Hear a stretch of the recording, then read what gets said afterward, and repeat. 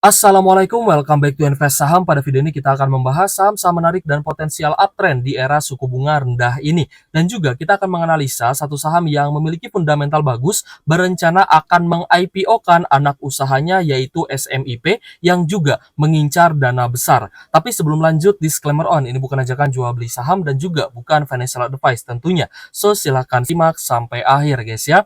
Era suku bunga tinggi berakhir, saham properti Indonesia kembali terbang ataupun naik dan juga uptrend. Kita memang melihat guys ya bahwa beberapa waktu ini setelah Bank Indonesia pangkas suku bunga 25 BPS menjadi 6% dan juga The Fed pangkas suku bunga 50 basis point ya atau 5%-an dari 5,5% itu menjadi sentimen yang sangat positif, terutama untuk saham-saham sektor perbankan dan juga saham-saham di sektor properti. Sehingga kita melihat ya bahwa saham-saham ini memiliki fundamental yang dari waktu ke waktu itu semakin bagus dan juga kita melihat ya guys ya, laba yang dihasilkan juga semakin tinggi. Begitupun juga dengan laba dari SMRA yaitu Summarecon ya guys ya, di mana Summarecon atau SMRA mencetak laba 735,68 miliar naik sebesar 70,50% secara year on year, di mana SMRA juga telah menuntaskan transaksi non-tunai anak usahanya SMIP yang dikabarkan bakal IPO guys ya. Jadi ada transaksi penjualan terkait dengan Summarecon Mall Kelapa Gading ke SMIP sebagai bagian dari restrukturisasi untuk mempersiapkan SMIP melakukan IPO guys ya. Jadi sudah dipersiapkan nih oleh SMRA ya agar anak usahanya itu bisa ya melantai di Bursa Efek Indonesia. Dan kalau misal kita perhatikan pun ya, SMIP atau Summarecon Investment Property ini dikabarkan bakal incar dana IPO sebesar 3 triliun rupiah. Tentunya angka 3 triliun ini adalah angka yang cukup besar guys ya untuk dana IPO di Bursa Efek Indonesia. Karena kalau misalkan kita lihat pun beberapa perusahaan yang sudah listing di semester 1 2024 guys ya, beberapa perusahaan ini yang juga cukup besar itu hanya meraup dana sebesar ratusan miliar saja. Seperti saham di sektor nikel NICE ya atau NICE hanya meraup dana IPO 532 miliar, lalu UNTD meraup dana 400 miliar. Lalu ada MSJA yang juga meraup dana 264 miliar, SMGA 183 miliar, Cegas 179 miliar, dan Asli 125 miliar ya guys ya. Jadi biasanya ya ketika sebuah perusahaan itu listing di Bursa Efek Indonesia, biasanya sih hanya meraup dana ratusan miliar saja gitu ya. Jadi ketika sebuah perusahaan atau anak usaha dari perusahaan besar mengincar dana yang juga jumbo gitu guys ya sebesar 3 triliun rupiah, maka dapat kita katakan IPO dari SMIP ini akan sangat bagus potensinya. Ya bahkan mungkin ya bisa arah berjilid-jilid gitu ya. Kalau misalkan memang prospektus ya dari SMIP ini juga bagus gitu ya. Apalagi underwriternya juga bagus. Wah, tentu saja saham-saham yang akan IPO juga kita lihat guys dari investor-investor yang biasa membeli saham IPO juga akan senang gitu ya kalau menemukan saham IPO yang bagus, induk usahanya bagus dan juga profitable, yaitu yang paling penting. Dan juga ada poin penting lainnya ketika teman-teman ingin membeli saham IPO, di prospektus teman-teman pastikan bahwa sahamnya itu ada potensi untuk bagi dividen gitu ya. Saya kasih contoh satu saham yang ketika dia IPO di prospektusnya itu dia bilang bahwa dia akan bagi dividen dan terbukti ya guys ya. Ketika dia IPO di tahun tersebut dia sudah bisa bagi dividen dan di tahun ini pun di tahun 2024 juga kembali bagi dividen. Itu adalah saham NCKL. Teman-teman bisa lihat saja gitu guys ya, baik di chartnya ataupun teman-teman lihat di historisnya ya. NCKL itu sudah 2 tahun bagi dividen, tahun 2023 ya ketika dia IPO dan tahun 2024 ya guys ya, di tahun ini juga bisa kembali bagi dividen. Jadi tidak semua saham IPO itu jelek guys, tidak semua saham IPO itu jelek. Ada juga saham IPO yang secara fundamental bagus, bahkan bisa cuan beggar. Ya, saham perusahaan yang dikabarkan belum pernah rugi ya guys, itu adalah saham BDKR. Teman-teman bisa lihat ya, harga saham BDKR itu sudah cuan ratusan persen kalau misalkan teman-teman buy on weakness atau beli di bottom. Lalu ada saham juga ya, satu saham yaitu yang harga sahamnya naik tinggi, yaitu adalah saham Smil ya. Teman-teman bisa cek sendirilah. Tidak semua saham IPO itu jelek ya guys ya. Jadi kalau misalkan memang teman-teman melihat ada sebuah saham yang potensinya bagus, ya tidak ada salahnya juga ya teman-teman berinvestasi di saham yang baru listing gitu ya. Oke guys, kembali lagi disclaimer on guys ya. Silahkan analisa kembali ya dari prospektusnya saham SMIP yang nanti akan listing. Dan kalau misal kita perhatikan ya, memang di akhir September ini SMIP belum tercatat ya guys ya di aipo.co.id. Ya di websitenya IDX ya guys ya, di AIPO-nya. Ini belum terdata sehingga teman-teman masih harus bersabar ya ketika ingin membeli saham IPO SMIP. Nah, jadi di sini ada beberapa perusahaan yang akan IPO yang teman-teman bisa unduh prospektusnya, lalu teman-teman silahkan dianalisa. Yang pertama adalah PT Golden Westindo Artajaya Tbk atau kode sahamnya GWAA ya, di sektor consumer non-cyclicals dan masuk ke dalam indeks saham syariah. Lalu ada PT Verona Indah Pictures Tbk atau VERN atau Fern ya guys ya, masuk juga ke dalam indeks saham syariah di sektor consumer cyclicals. Lalu ada PT Masterprint Tbk ya guys ya, yaitu PTMR. Ya kalau nggak salah ini adalah anak usaha dari PTMP ya guys ya. Masuk juga ke dalam indeks syariah dan di sektor basic materials ya. Nanti teman-teman akan melihat ya bagaimana kinerja ya dari underwriter sebuah IPO ya guys ya. Ketika underwriternya bagus, maka biasanya sahamnya akan mengalami kenaikan 35% atau auto reject atas guys ya. Either 35 atau 25% itu auto reject atasnya, seperti itu. Jadi kembali lagi, tidak semua saham IPO itu jelek. Ada saham IPO yang cuan beggar ada saham IPO yang rutin bagi dividen ada gitu ya. Sehingga teman-teman tidak bisa memukul rata semua saham IPO itu jelek. Ya bahkan brand sekalipun banyak teman-teman yang cuan ribuan persen gitu guys ya, hanya dengan membeli IPO-nya saham brand ya di harga 700-an. Oke guys, kita back to topic guys ya. Kita kembali ke saham SMRA dan juga beberapa saham properti yang akan kita bahas, termasuk saham BSDE, lalu ada saham CTRA dan juga saham Demas. Dan nanti kita akan bahas ya, apakah Demas bisa kembali lagi bagi dividen atau tidak. Kita ke saham SMRA dulu guys ya. Untuk saham Summarecon Agung Tbk atau SMRA sudah mengalami kenaikan secara year to date sebesar 17%-an. Kita melihat SMRA ini sempat mengalami bottoming ya, bahkan sampai di level 500-an. Dan untuk saat ini di level Rp685 per saham, kita melihat secara kinerja laba bersih SMRA ini sangat bagus guys ya. Di kuartal 1 labanya naik secara kuartalan dari 113 miliar menjadi 441 miliar. Di kuartal 2 juga naik guys ya secara year on year. Nah, kuartal 1 juga ternyata secara year on year-nya naik. Jadi Q1 dan Q2 secara year on year ini masing-masing mengalami kenaikan.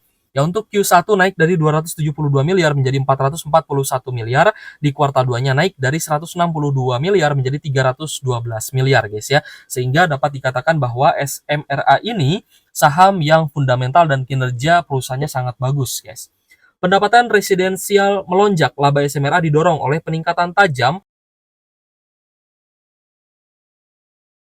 2 kuartal di tahun 2024 dengan pendapatan mencapai 3,5 triliun rupiah guys ya.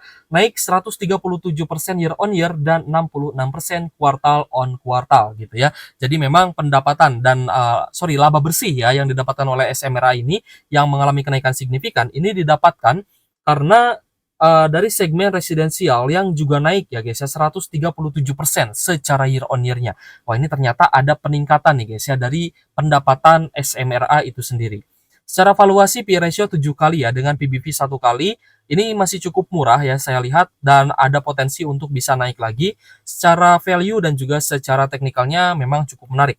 Meskipun demikian, tapi ternyata SMRA ini secara pembagian dividen tidak terlalu besar. Dividen yield-nya hanya 1,31%, yang berarti tidak cocok ya untuk dividen investing. Untuk teman-teman yang mungkin berniat melakukan dividen investing, harus dipilah-pilah dulu nih, ya saham mana sih yang dividennya besar dan juga rutin bagi dividen, bahkan tidak pernah bolong sekalipun bagi dividen. Itu yang menjadi poin pentingnya ya ketika teman-teman berinvestasi dengan metode dividen investing. Tapi ketika teman-teman fleksibel ya guys ya dan capital gain approach gitu ya, melihat bahwa potensi capital gain juga tidak kalah tinggi dibandingkan dengan potensi dividen, maka teman-teman akan melihat ini sebagai peluang gitu guys ya, sebagai peluang yang bagus di mana IPO dari anak usaha SMRA yaitu SMIP ini berpotensi menjadi unlock value bagi perseroan seperti itu. Berdasarkan return on asset 3,3% dengan return on equity 10,39%, kita melihat upside dari SMRA ini masih ada ya guys ya. Di 5 tahun terakhir kita melihat di tahun 2021 dan 2022 saham SMRA ini sempat mencapai level 900, bahkan sempat ke 1000, bahkan 1000 lebih ya guys ya, sebelum di tahun 2020 lalu, seperti itu. Jadi saham SMRA ini kita melihat ya masih memiliki potensi yang sangat bagus ya guys ya. Meskipun memang tetap akan ada volatilitas ya di market saham di IHSG. Selanjutnya ada saham BSDE yang kita lihat secara year to date mengalami kenaikan 13,43% di level 1225 per saham. Dan kalau misal kita lihat guys ya di 5 tahun terakhir, maka saham BSD ini sebenarnya masih punya upside juga. Ya bisa sampai di level 1400 bahkan 1500-an untuk saham BSDE. Nah, lalu dari sisi laba bersih, ternyata di kuartal 1 dan kuartal 2 juga mengalami kenaikan yang sangat bagus ya. Di kuartal 1 mengalami kenaikan year on year dari 884 miliar menjadi 1,4 triliun. Begitupun di kuartal 2 naik dari 317 miliar menjadi 896 miliar. Jadi mengalami kenaikan guys ya pada semester 1 2024 ini dengan kenaikan yang juga bagus. Jadi BSDE, SMRA ternyata kinerjanya sangat bagus terutama di semester 1 2024. Lalu dari sisi valuasi, PE ratio 5 kali dengan PBV 0,67 kali, secara valuasi sedikit lebih murah dibandingkan saham SMRA. Lalu kita melihat guys ya, memang BSDE juga tidak rutin bagi dividen. Terakhir bagi dividen itu di 12 Juni 2017, sehingga BSDE ini tidak cocok untuk teman-teman yang dividen approach ya, atau melakukan dividen investing. Jadi teman-teman perlu memilah lagi guys ya. Tapi untuk kita ya guys ya, para investor, baik itu value investor ataupun momentum investor yang capital gain approach ya, melihat bahwa potensi capital gain juga besar, maka saham-saham properti ini bisa kita lihat potensinya sangat baik guys ya untuk kita investasikan. Selanjutnya adalah saham CTRA yaitu Ciputra Development Tbk. Untuk CTRA year to date-nya naik sangat tinggi ya, 30,88% lebih tinggi dibandingkan dengan kenaikan SMRA dan juga BSDE tadi. Ya di harga 1335 kita lihat untuk 5 tahunan saham CTRA sudah di level yang cukup tinggi guys ya. Tapi kita melihat ya memang CTRA sejak tahun 2022 lalu ya area low-nya ini semakin naik sehingga ini sebenarnya masih dalam channel uptrend. Kalau misalkan kita lihat ya berdasarkan laba bersih saham CTRA juga kenaikannya cukup bagus guys ya. Di kuartal 1 dan kuartal 2 naik secara year on year dari 413 miliar menjadi 483 miliar di kuartal 1 dan dari 366 miliar menjadi 546 miliar di kuartal 2 2024. Jadi secara year on year pada semester 1 ini sangat bagus dan ada kenaikan. Dari sisi valuasi PER di angka 12 kali dengan PBV 1,20 kali guys ya. Cukup menarik untuk CTRA, tapi memang saham ini sudah cukup uptrend ya, sudah mulai naik. Dan CTRA juga rutin bagi dividen, tapi lagi-lagi dividen yield-nya ini mirip ya dengan SMRA yang kecil, hanya 1,57% saja. Terakhir bagi dividen di 28 Juni 2024 dengan return on equity 10%. Jadi untuk saham-saham sektor properti ya mungkin beberapa pilihan sudah mulai uptrend ya, namun kita masih bisa menggunakan strategi trend following. Untuk teman-teman yang mungkin bingung gitu ya, Kak, strategi trend following itu apa? Sudah banyak ya menjelaskan orang-orang gitu ya di YouTube ataupun di media apapun lah, sudah banyak influencer yang menjelaskan strategi trend following secara khusus. Tinggal teman-teman lihat saja videonya gitu guys ya, di search aja strategi trend following di saham uptrend. Pasti teman-teman akan dapat gitu ya. Jadi ketika kita mengungkapkan istilah trend following, swing trading gitu ya, misalkan untuk invest jangka menengah, jangka pendek, jangka panjang, itu teman-teman sudah paham ya, sudah paham maksud dan artinya seperti apa.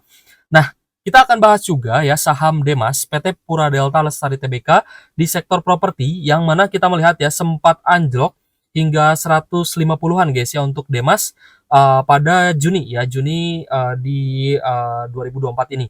Ya sempat turun karena Demas mengumumkan bahwa mereka absen tidak bagi dividen. Jadi absen alias tidak bagi dividen dulu nih untuk tahun 2024. Alasannya simpel ya, uang yang biasa digunakan untuk bagi dividen itu diperlukan untuk menambah land bank-nya. Ya untuk membeli tanah lagi gitu guys. Karena Demas ini kan dia ibaratnya menjual tanahnya gitu guys ya, lalu memberikan fasilitas seperti air, listrik dan lain-lain sehingga Demas ini dari sisi laba bersih sebenarnya bagus guys ya. Nah, kita akan bahas dulu di mana Demas ya close di Rp163 per saham, dan kalau misal kita lihat upside ya di 5 tahunan, saham Demas ini juga punya potensial upside yang bagus, apalagi jika Demas kembali bagi dividen. Nah, kembali lagi ke pembahasan fundamental, ketika Demas ini banyak menjual lahan gitu guys ya, laba bersihnya juga naik signifikan. Nah, pastinya akan ada tanah yang berkurang gitu ya karena sudah dijual tadi. Nah, ketika tanah ini semakin menyempit ya guys ya, lahannya semakin habis, maka ya dengan bijaksana Demas tidak membagikan dividen dulu kepada para investor untuk membeli lahan tambahan. Tujuannya untuk apa? Tujuannya adalah untuk dikembangkan, tujuannya adalah untuk dijual lagi kepada para konsumen atau customer-nya gitu ya. Nah, jadi kalau misalkan nanti tanahnya yang sudah dibeli dijual kembali dengan nilai yang lebih besar, maka Demas juga akan mendapatkan laba yang besar kembali. Nah, ini juga sebenarnya terlihat guys ya di kuartal 1 dan juga kuartal 2 2024 mengalami kenaikan di semester 1, namun di kuartal 2 sempat turun ya dari 444 miliar menjadi 437 miliar. Sedangkan di kuartal 1 naik sangat pesat dari 155 miliar naik ya tinggi 366 miliaran. Dari sisi valuasi juga sangat-sangat murah guys ya, per 4,8 kali dengan PBV 1,18 kali. Lalu untuk net profit margin juga tinggi nih, 66 persenan. Jadi wajar ya Demas ini bisa bagi dividen jumbo ke teman-teman. Tapi terakhir pembagian dividen itu adalah dividen interim di 11 Desember 2023 lalu. Ya, kembali saya ingatkan, di tahun 2024 ini Demas itu tidak bisa atau belum bisa lagi bagi dividen. Jadi teman-teman harus maklum ya. Dan kita melihat juga sempat rebound lagi kok ya harga saham Demasnya. Return on asetnya bagus 18% dengan return on equity 21,15%, ya mengisyaratkan bahwa Demas sebenarnya perusahaan yang sangat baik ya guys ya. Jadi ketika secara year to date ya kita lihat sempat anjlok ya dari 160 bahkan 170, anjlok sampai 140-an ya, 150-an. Di sini mulai bisa bangkit lagi guys ya. Karena ya banyak yang menilai bahwa Demas kedepannya masih akan menjadi saham yang profitable, saham yang fundamentalnya bagus, dan semoga saja ya guys ya Demas ini bisa kembali bagi dividen. Karena saya pribadi pun tidak tahu nih kira-kira apakah Demas ini akan bagi dividen lagi atau tidak gitu ya, terutama di tahun 2024 ini di Desember biasanya Demas bagi dividen interim. Tapi saya belum tahu ya guys ya, karena memang perusahaan juga belum belum memberi isyarat lah terkait pembagian dividen di Desember nanti. Jadi teman-teman ya yang bertanya, apakah Demas akan bagi dividen lagi atau tidak?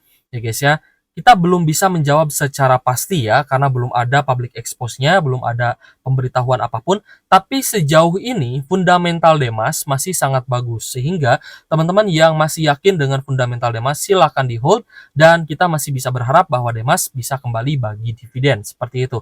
Nah, jadi menurut teman-teman, IPO SMIP, apakah ini akan menjadi IPO yang bagus atau tidak? Boleh tulis pendapatnya di kolom komentar. Berikut juga saya pengen tahu ya, saham apa sih yang sedang teman-teman incar di era suku bunga rendah ini? Boleh tuliskan di kolom komentar. Oke guys, terima kasih sudah menonton. Thank you for watching. See you on the next video.